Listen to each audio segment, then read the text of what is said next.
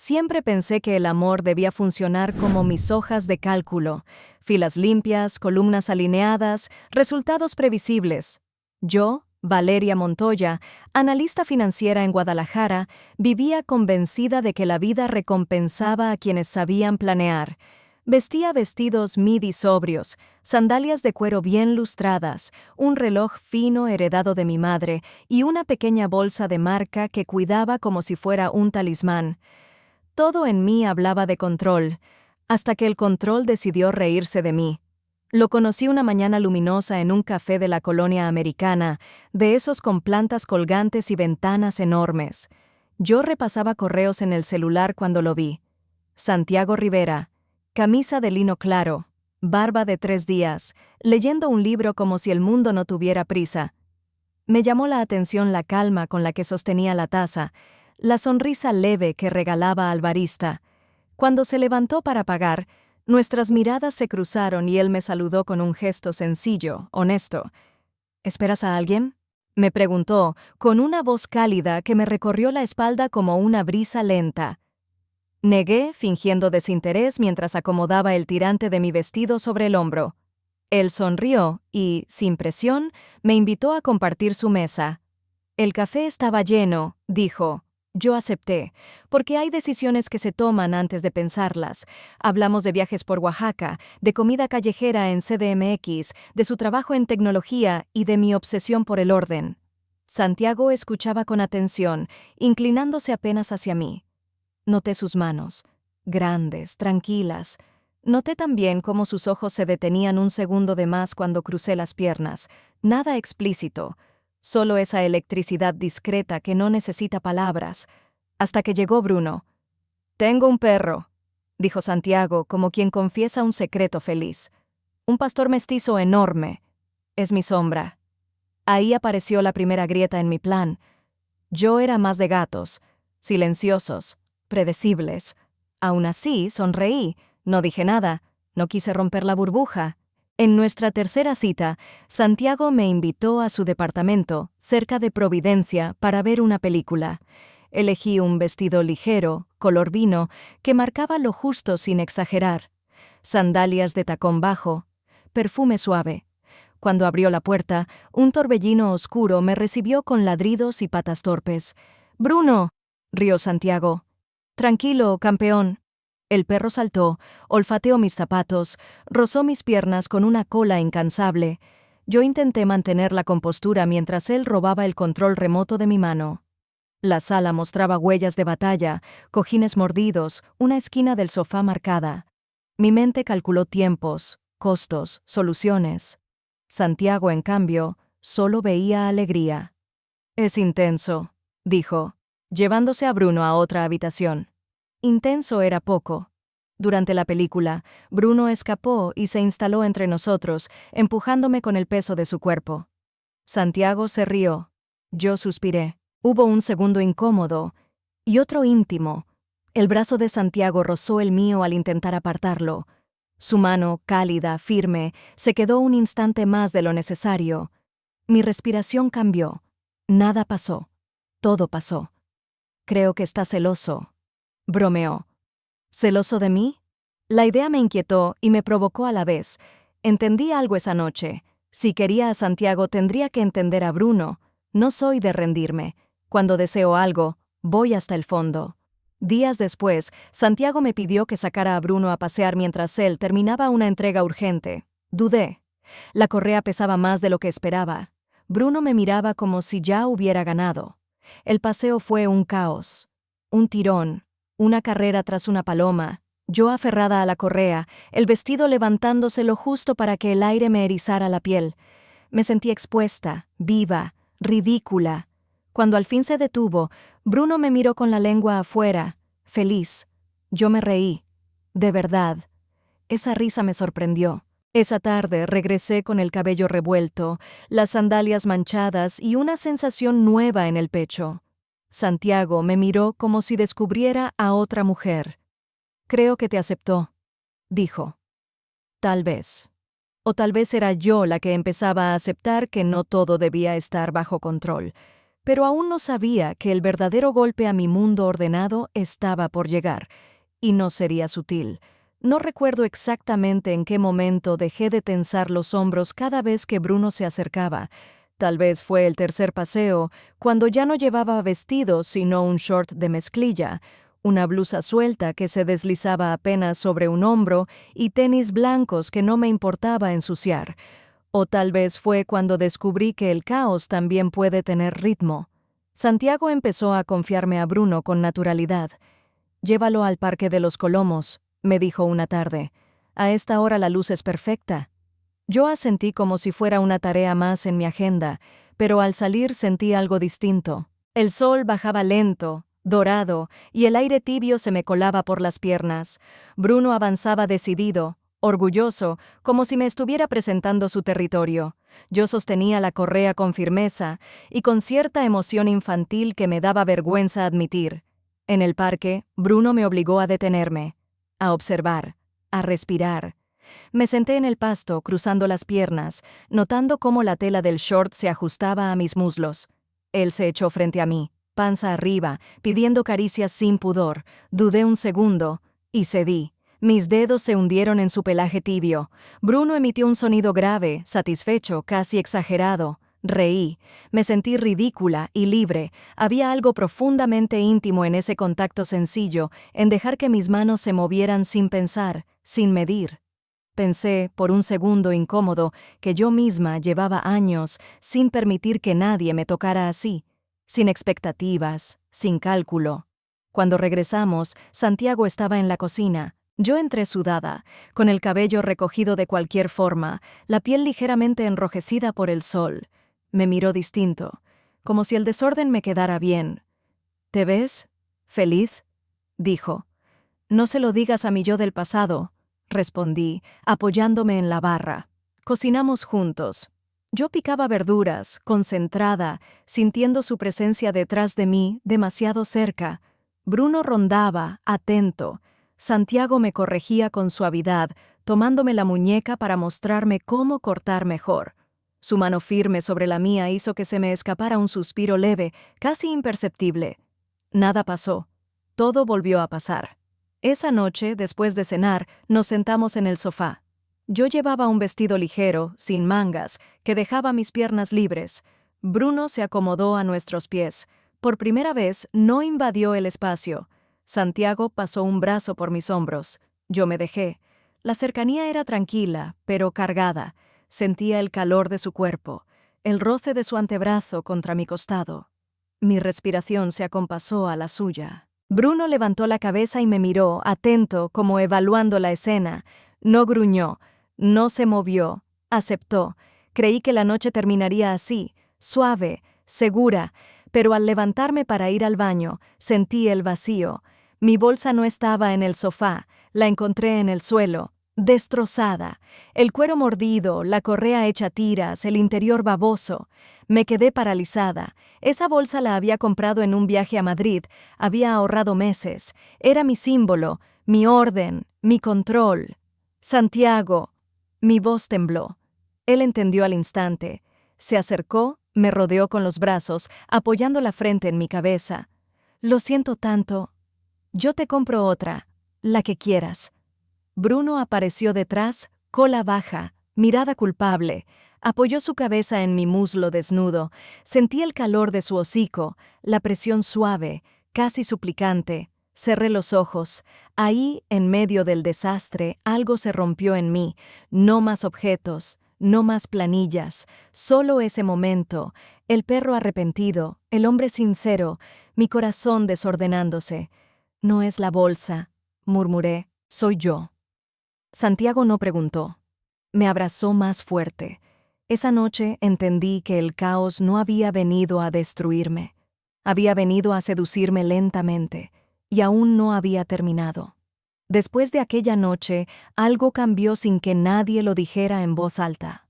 No fue una conversación ni una promesa. Fue más sutil, más peligrosa. Empecé a quedarme en el departamento de Santiago con naturalidad. A veces llevaba solo una mochila pequeña, vestidos suaves que se adaptaban a mi cuerpo como si también estuvieran aprendiendo a soltarse, telas ligeras, sandalias que dejaban mis pies al descubierto, pulseras finas que tintineaban cuando me movía. Me sorprendía a mí misma eligiendo ropa pensando en cómo se vería desde el sofá, desde la cocina, desde su mirada. Bruno ya no era un intruso, era parte del ritual.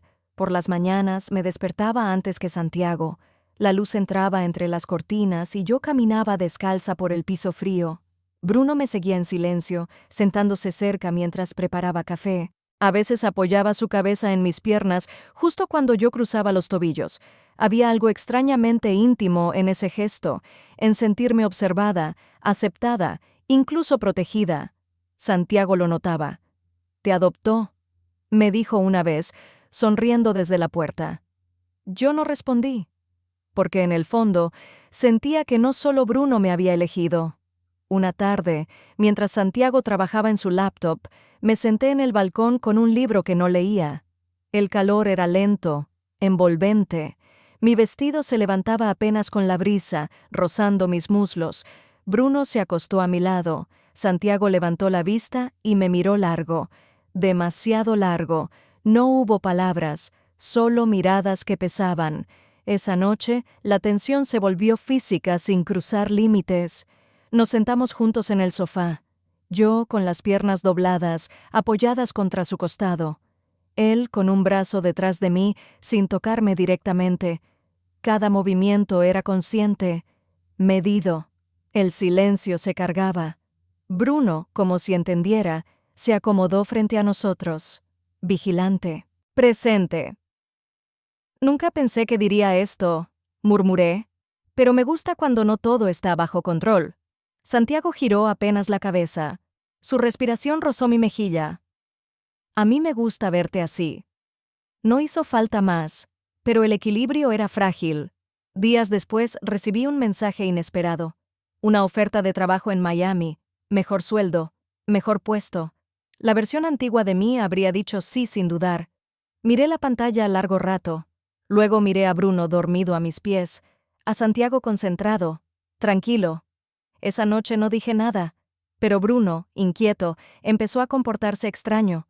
No dormía, me seguía, gemía bajo, como si presintiera algo. En la madrugada, me despertó apoyando sus patas delanteras sobre la cama. Santiago dormía. Yo me incorporé despacio. Bruno me miró fijamente. No juguetón, no torpe, serio. Sentí un nudo en el estómago, como si supiera que algo estaba a punto de romperse otra vez, y esta vez no sería un objeto. No le conté a Santiago sobre Miami de inmediato. Me odié un poco por eso. Yo, que siempre presumí de claridad y franqueza, ahora escondía una notificación en el fondo del celular como si fuera una culpa. Los días siguientes fueron extraños, hermosos y tensos al mismo tiempo, como caminar descalza sobre arena caliente, placentero, pero imposible de ignorar. Empecé a observarlo todo con una intensidad nueva, la forma en que Santiago se inclinaba para atarse los tenis antes de sacar a Bruno, el gesto distraído con el que se quitaba la camiseta al llegar del gimnasio. Yo desviaba la mirada. Demasiado tarde. Sentía ese calor lento subir por el cuerpo, una atracción madura, contenida, que no necesitaba escenas explícitas para ser poderosa. Yo también había cambiado. Usaba vestidos más suaves, telas que se movían conmigo. Me gustaba sentir la mirada de Santiago cuando cruzaba la sala, cuando me estiraba para alcanzar una taza alta, cuando Bruno se sentaba detrás de mí, y yo, sin pensarlo, apoyaba un talón en su costado tibio. Había pequeños gestos, casi fetiches cotidianos, pies descalzos sobre el piso frío, el roce accidental de rodillas, la respiración compartida en silencio. Una tarde, Santiago propuso ir a Chapala. Un paseo corto, aire distinto. Acepté. El lago estaba tranquilo. Caminamos despacio. Yo llevaba un vestido claro, sandalias bajas, el cabello suelto. Bruno corría cerca del agua, feliz. Santiago tomó mi mano. No fue una pregunta, fue una certeza. Nos sentamos en un muelle de madera. El sol empezaba a bajar. Bruno se acostó a nuestros pies, exhausto. Santiago me miró de frente, serio. «Te siento lejos», dijo. No pude mentir más. Le hablé de la oferta, de Miami, de la carrera, de la Valeria que siempre había priorizado el siguiente escalón. Las palabras salieron torpes, desordenadas, como yo. Santiago escuchó sin interrumpir. Cuando terminé, asintió lentamente. «No voy a pedirte que te quedes», dijo, «pero tampoco voy a fingir que no duele». Sentí un nudo en la garganta. Bruno levantó la cabeza, inquieto. Apoyó el hocico en mi rodilla, como aquella noche de la bolsa destruida. Cerré los ojos. El gesto me quebró. Esa noche, de regreso, el departamento se sintió distinto, más pequeño, más frágil. Cenamos casi en silencio. Después, nos sentamos en el sofá. Yo doblé las piernas, abrazándolas. Santiago estaba cerca, pero no me tocó. La distancia era peor que el contacto. «No sé quién soy sin planes», dije al fin. «Y yo no sé si puedo ser parte de algo que ya se está yendo», respondió. Bruno se levantó de golpe y empezó a ladrar hacia la puerta, insistente, tenso. Santiago se levantó a ver qué pasaba. En ese movimiento mi celular cayó del sofá. La pantalla se encendió. El correo de confirmación de Miami brilló en la oscuridad. Santiago lo vio. No gritó, no preguntó, solo me miró, largo, con una mezcla de tristeza y comprensión que dolía más que cualquier reproche. «Entonces ya decidiste», dijo. Abrí la boca para responder y no pude. Bruno gimió bajo. Se acercó a mí. Apoyó sus patas delanteras en mis muslos, pesado, real. El contacto me ancló. Mi respiración se quebró, porque en ese instante entendí algo terrible. Había cosas que el orden no podía salvar, y tal vez ya era demasiado tarde. Esa noche casi no dormimos. Santiago se quedó en el sofá, yo en la cama. Bruno iba y venía, inquieto, como si intentara unir dos mundos que se estaban separando. Cada vez que cerraba los ojos, veía la pantalla del celular iluminando la sala. Miami, la palabra brillando como una salida, o como una traición. Al amanecer, me levanté en silencio. Me puse un vestido sencillo, de algodón claro, sin pensar. Me até el cabello con una liga vieja. Nada de maquillaje, nada de armaduras. Bruno me siguió hasta la cocina. Se sentó frente a mí, serio, observando cada movimiento. «No me mires así», susurré. «No sé qué hacer». Bruno ladeó la cabeza. Luego se levantó y caminó hacia la puerta. Se detuvo. Me miró otra vez. Esperó. Entendí. Salimos a caminar, sin rumbo. El barrio aún dormía. Yo llevaba sandalias bajas. El suelo frío me despertaba más que el café. Bruno caminaba tranquilo, marcando el paso. Por primera vez, no tiraba de la correa. Era yo la que seguía. Pensé en la Valeria de antes, en sus agendas, en sus metas, en la seguridad que daban los números. Pensé también en las noches en el sofá, en el peso tibio de Bruno a mis pies, en el silencio compartido con Santiago, en esa forma nueva de deseo que no gritaba, que esperaba. Cuando volvimos, Santiago estaba despierto, de pie, junto a la ventana. Me miró, no preguntó nada. «Me voy hoy», dije. «A pensar, solo unos días». Él asintió. «Haz lo que necesites». Bruno se acercó a él primero. Apoyó la cabeza en su muslo. Luego vino hacia mí. Me miró. Dudó. Y volvió junto a Santiago. Ese gesto me atravesó. Tomé mi mochila. La puerta se cerró detrás de mí con un sonido seco. En el taxi abrí el celular. El correo de Miami seguía ahí. Abajo, un mensaje nuevo de Santiago, enviado hacía minutos. Bruno no se movió de la puerta. Cerré los ojos. No supe si lloré por el hombre, por el perro o por la mujer que estaba dejando atrás. El avión despegó. La ciudad se hizo pequeña, y mientras las nubes lo cubrían todo, entendí que algunas decisiones no se resuelven eligiendo entre dos caminos. A veces, el verdadero conflicto es descubrir a cuál versión de ti misma estás dispuesta a perder. Y todavía no sé cuál perdí yo.